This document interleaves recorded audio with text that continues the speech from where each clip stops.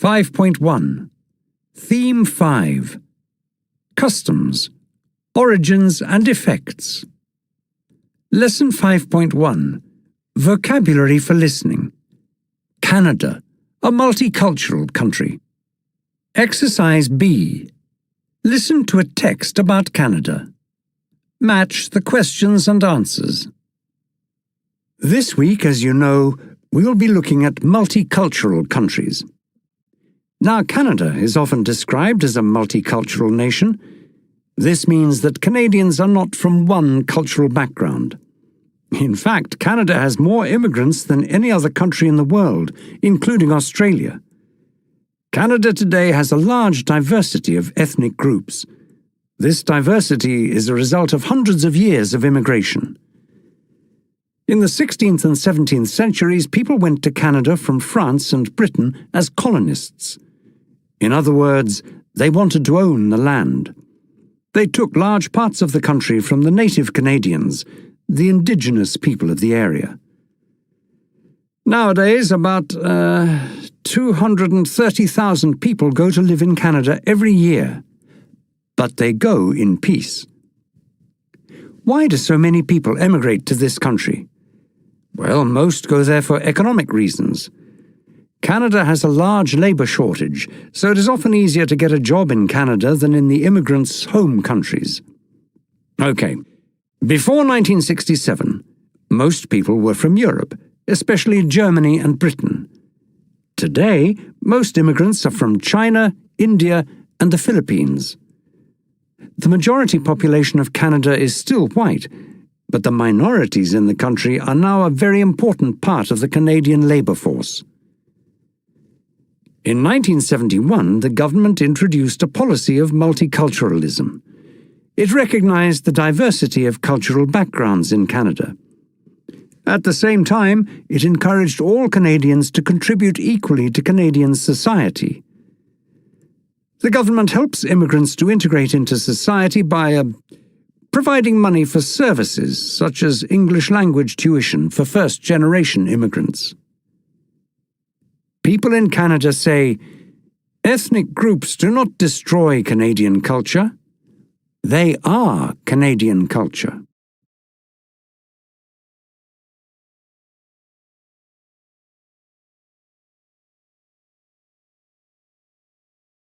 (5.2) Exercise C2.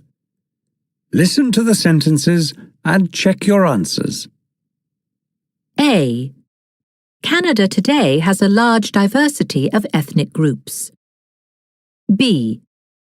The colonists took large parts of the country from the native Canadians, the indigenous people of the area. C. The majority population of Canada is still white. D. But the minorities in the country are now a very important part of the Canadian labour force. E. In 1971, the government introduced a policy to create a multicultural country. F. It recognized the diversity of cultural backgrounds in Canada. G. At the same time, it encouraged all Canadians to contribute equally to Canadian society.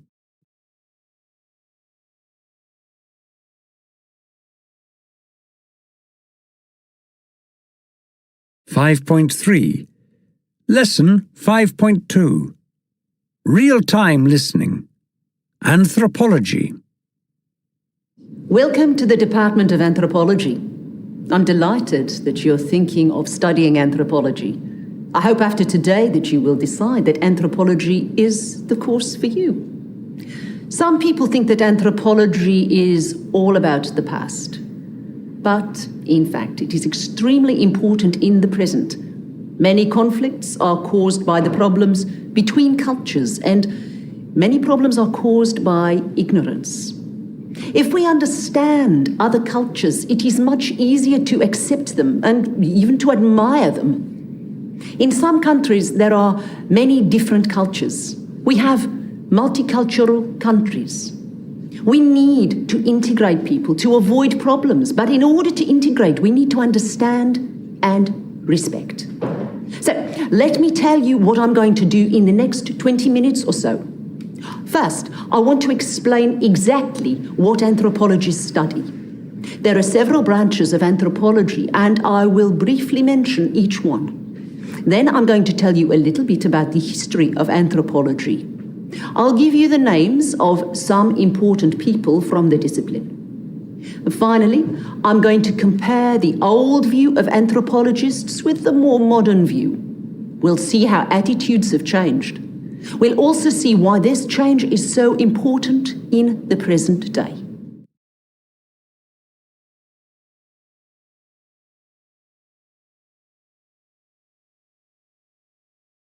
(5.4) Let's look at the branches of anthropology. In the first year here, you study the discipline in general, but in your second year, you specialize.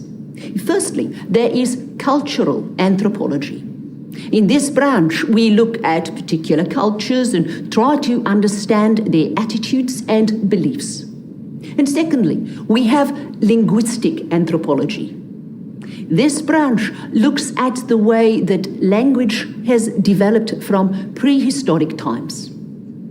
Thirdly, archaeological anthropology. Here we look at the evidence of customs and habits from ancient cultures. Finally, there is biological anthropology, which considers the differences between human beings and our closest animal relatives, the apes. So, that's cultural, linguistic, archaeological, and biological.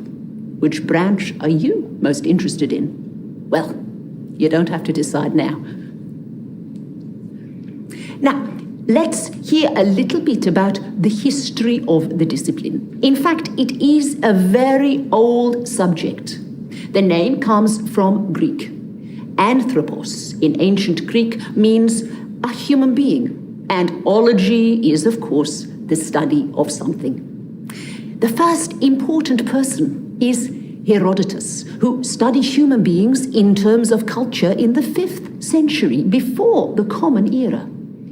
He was mainly a historian. In fact, he is sometimes called the father of history, but he is also, in some ways, the father of anthropology, although he did not use that term. He wrote the history of different countries, including his own. He wrote about kings and battles, like all historians, through the ages. But Herodotus also studied the people themselves. He didn't stay at home and simply write down the stories which he had heard. He actually visited foreign countries and conducted interviews with people from the culture. That is very important. It is still a major way in which anthropologists do their research. He described customs and habits that were very different from those of his own culture, ancient Greece. Now, for example, he wrote about the Minoan culture, where the women were more important than the men. He also described the Scythians, who practiced human sacrifice in their culture. Remember these examples. We'll come back to them later. Quite a long break then before the next important people in anthropology. In the 14th century CE, there were two famous travelers. Firstly, there was Marco Polo from Italy, who visited India and China. Secondly, Ibn Khaldun, who traveled from Tunisia throughout the Middle East and Africa. They brought back amazing stories of other cultures, like Herodotus had done. Now, some people believed the stories of exotic cultures, and some didn't. In fact, by the Middle Ages, some people called Herodotus the father of lies, not the father of history. But in the 15th and 16th centuries, people from Europe started to believe once again that other cultures existed with very different customs. Why did this happen? The 15th and 16th centuries were the age of exploration. It began with Christopher Columbus in 1492. He sailed from Spain to the Americas, which was a new world for people from Europe. In the next 200 years, Spanish, French, and British colonists sailed to the Americas. These travelers found cultures that were very different from their own. For example, they encountered the Aztecs in Central America, who sacrificed humans in the same way that the Scythians did in Herodotus' books. They met the Iroquois in North America, who believed that women were more important than men, just like the Minoans in the writings of Herodotus. Oh, sorry, I see that we're running out of time. I must just mention the last point and the most important point about anthropology, the old view and the modern view. For most of history, up to the 20th century, anthropologists took an ethnocentric view. Now, this means that they looked at other cultures from the standpoint of their own culture. They said, in effect, my culture is normal. If your culture is different from mine, your culture is abnormal. In many cases, they went much further. They said, we are civilized, you are uncivilized. In some cases, they even said, I must force you to be civilized. So that is the old view. But for most people and all anthropologists, this ethnocentric view has changed now. Anthropologists today say, your culture is different from mine, but both cultures are normal. And they go much further. They say cultural diversity is important. In other words, we need different cultures in the world. In fact, the General Conference of UNESCO said in 2001, cultural diversity is as necessary for humankind as biodiversity is for nature. Actually, if we go back to the beginning, this was the view of Herodotus 2,500 years ago. He believed that we should be proud of the achievements of our own culture, but we should also be proud of the achievements of other cultures. But even today, some people do not accept the view of Herodotus or the view of modern anthropologists. They believe that only their own culture is acceptable and other beliefs and attitudes must be changed by violence if necessary. There are many examples. For instance, minorities in some regions are forbidden from religious worship that is different from the local culture. They are not allowed to celebrate the holidays of their culture. Okay, I am right out of time. To sum up, anthropology is a very wide subject which has been studied for centuries, but it is still very relevant today. Anthropologists can explain cultural diversity and help to stop it becoming the cause of cultural conflict and terrorism. Thank you. And I hope to see you all here at the beginning of the next term.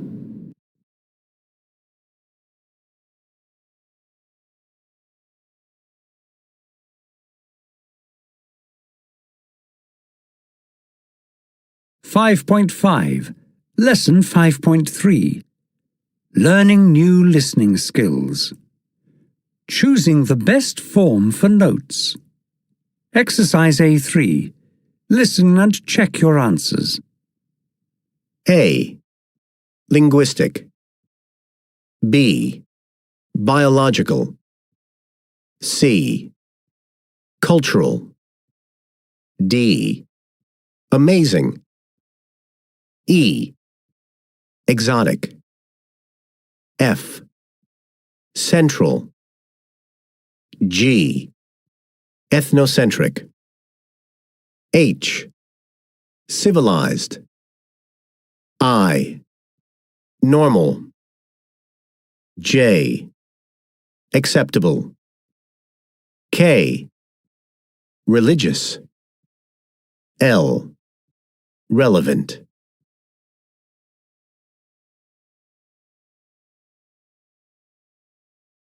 5.6. Exercise C1. Listen to the introduction to 4 lectures. What is each lecture about? Choose the best form of notes. 1. Okay, in today's session, we are going to look at the history of research into short-term memory. 2. So, we talked last time about making friends. This time, I'm going to consider the problem of keeping friends. I'm going to describe the 3 main barriers to keeping friends and give you some examples. 3. Right. We have heard about the idea of 2 selves. Now let's compare self 1 and self 2. Let's look at each point in turn. 4. We talked last week about the great deserts of the world. Today we're going to look at the process of desertification. How does a fertile area become a desert?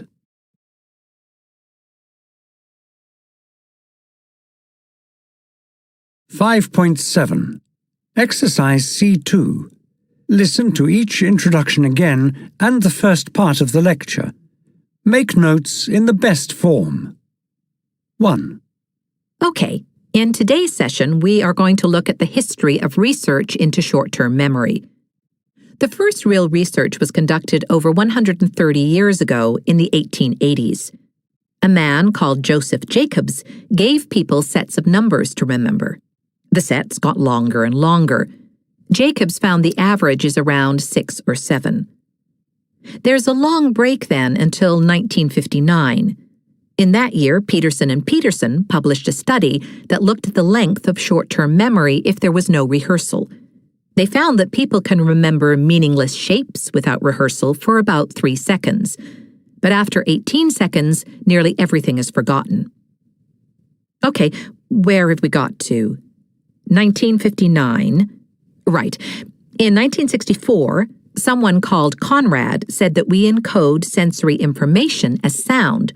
But only 6 years later, in 1970, another researcher called Schulman found that some information is encoded for meaning, not sound. 2. So, we talked last time about making friends. This time, I'm going to consider the problem of keeping friends. I'm going to describe the 3 main barriers to keeping friends and give you some examples. Firstly, we have acceptance. Some people want to change other people. They cannot accept them the way they are.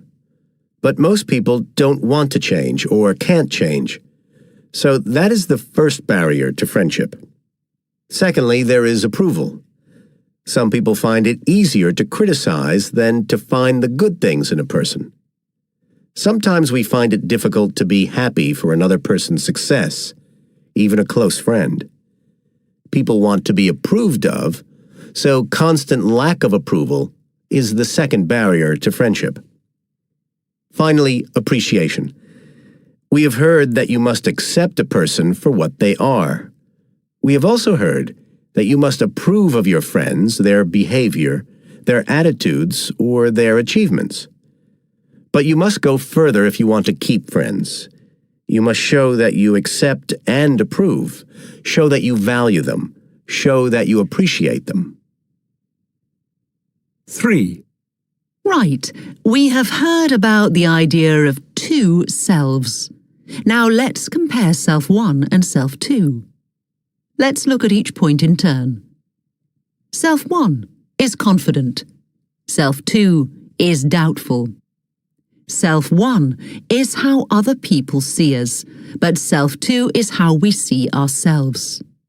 Self 1 looks at work and life and says, everything doesn't have to be perfect.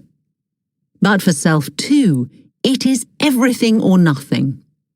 Self 1 is optimistic. The future will be better than the present.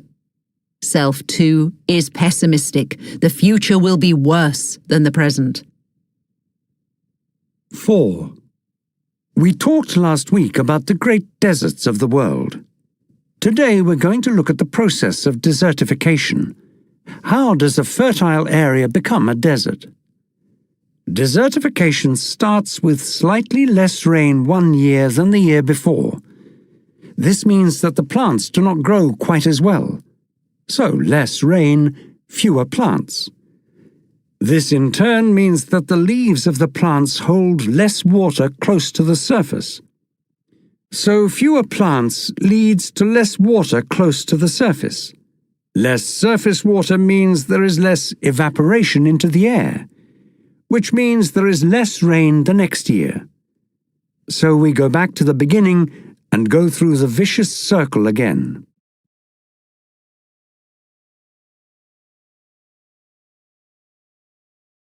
(5.8) Lesson 5.4 Grammar for Listening. Understanding information after relative pronouns. Grammar box 23. Listen. How does the speaker say the relative pronouns? The first person is Herodotus, who studied human beings in the 5th century BCE. The travellers found cultures which were very different from their own. Herodotus described the Minoan culture where the women were more important than the men.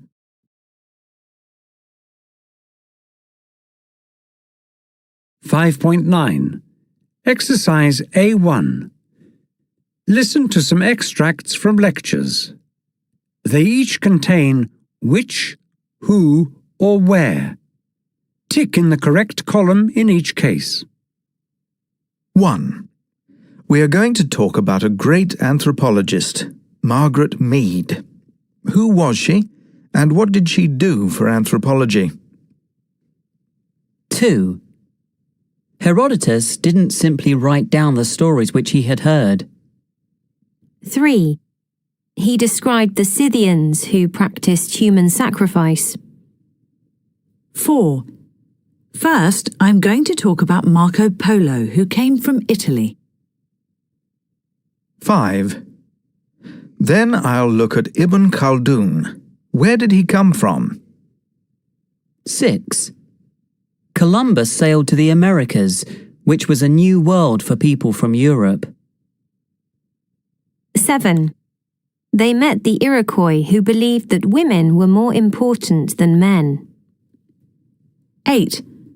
The Sahara occupies most of the northern third of the continent of Africa, which, of course, is a huge continent. 9. There are some rock paintings in the Sahara which show fish. 10. The ancient people of the Sahara left the area. Where did they go? 11. The theory of self-management comes from a fascinating book which was published in 1974. 12. Miller wrote an article which described research into short-term memory.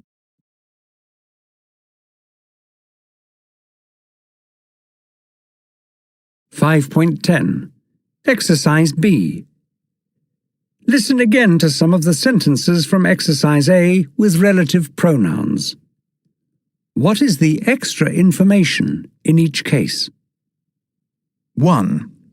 Herodotus didn't simply write down the stories which he had heard. 2. He described the Scythians who practiced human sacrifice. 3. First, I'm going to talk about Marco Polo, who came from Italy. 4. Columbus sailed to the Americas, which was a new world for people from Europe. 5. They met the Iroquois, who believed that women were more important than men. 6. The Sahara occupies most of the northern third of the continent of Africa, which, of course, is a huge continent.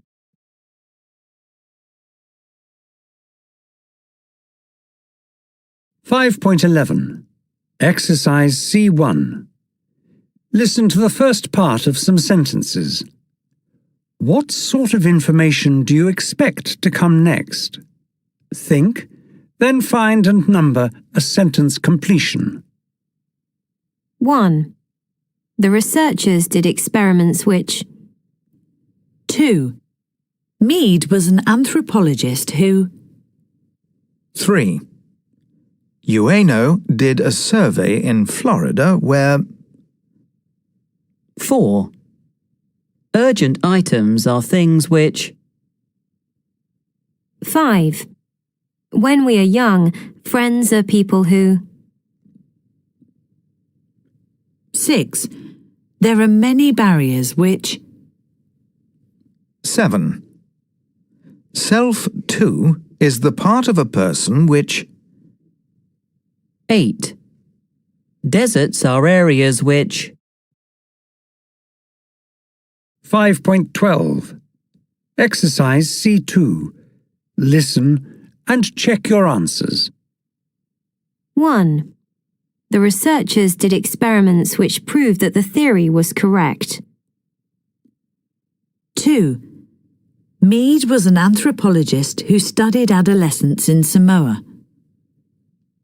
3. Ueno did a survey in Florida where he was studying.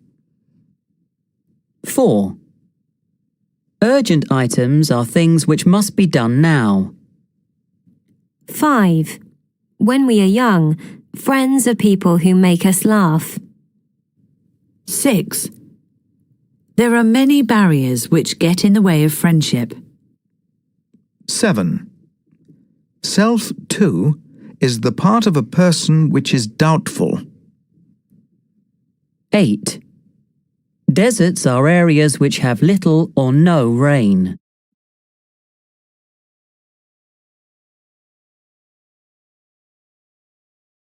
(5.13). Lesson 5.5. Applying new listening skills. Franz Boas. Today we're talking about the life and work of one of the greatest anthropologists of all time. His name is Franz Boas. We have heard in previous lectures about Herodotus, who is the father of anthropology for some people. Well, Boas is the father of modern anthropology. Quite simply, he changed the way people thought about other cultures.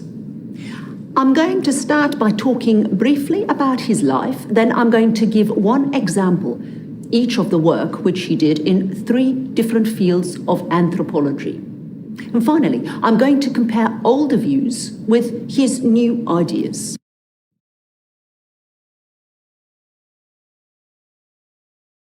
(5.14). Nowadays, there are many cultural cities around the world. In these cities, people are trying to integrate. Why do they face problems? Anthropologists have some of the answers. Today, we're talking about the life and work of one of the greatest anthropologists of all time. His name is Franz Boas.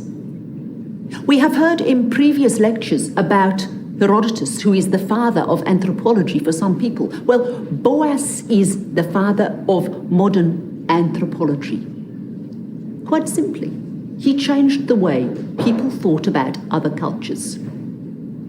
I'm going to start by talking briefly about his life. Then I'm going to give one example each of the work which he did in 3 different fields of anthropology. And finally, I'm going to compare older views with his new ideas. Franz Boas was born in 1858 in Germany. As a young man, he was interested in geography and physics, which he studied at various universities in Germany. He graduated from the University of Heidelberg in 1881 and got his PhD from Kiel University in the same year. In 1883, Boas joined a geography expedition which travelled to Canada. He did fieldwork amongst the Inuit people, who were called Eskimos at that time. He became interested in anthropology. 2 years later, Boas emigrated to the United States, where he became editor of a journal called Science. Between 1885 and 1896, he did more fieldwork in North America. He studied Native American cultures. In 1892, he presented some of his findings at the World's Fair in Chicago. The aim of the exhibition was to teach the majority population of the country about the indigenous people of their land. In 1899, he became professor of anthropology at Columbia University in New York City. Boas taught many students during his long career and wrote nearly 20 books on anthropology, including one which was called Race, Language and Culture. Boas died in 1942. Boas did work in 3 of the main fields of anthropology. I'm going to give you one example of each. Firstly, he did research into biological anthropology. Now, this is usually concerned with physical differences between human beings and apes. The physical changes in this case have happened over hundreds of thousands of years. But Boas looked at biological changes which happened over very short periods. For example, he studied nearly 18,000 immigrants to the United States. He found that migrants from a particular country or region had typical heights, body shapes, head sizes. But even in 1 or 2 generations, the children of immigrants developed body shapes and sizes which were much closer to those of the majority population. The important point here is environment is part of human biology as well as inheritance from parents and grandparents. Secondly, Boas worked in linguistic anthropology. Now, let me give you an example of his work in this area. A well-known linguist of the day argued that Native American language was not properly developed because the same person sometimes pronounced the same word in different ways. Now, the thing is, the linguist was saying that Native Americans were not civilized. After a great deal of study, Boas concluded that the problem was not with the production of sounds by the Native American. The production was perfectly consistent.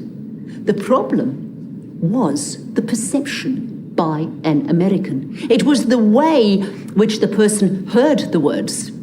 He went on to point out that culture can make us perceive things in a particular way. Remember that. It is a very important point.